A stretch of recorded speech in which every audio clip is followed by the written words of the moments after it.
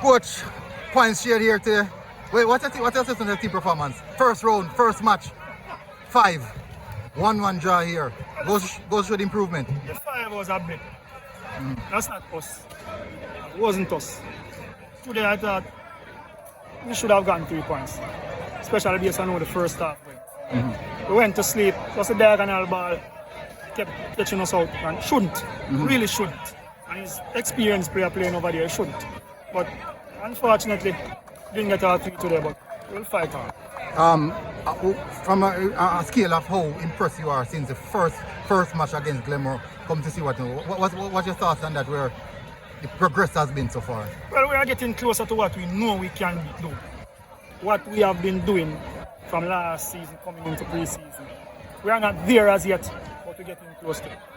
Hopefully, we can do enough to get us out of the zone and continue to progress. All right, Coach.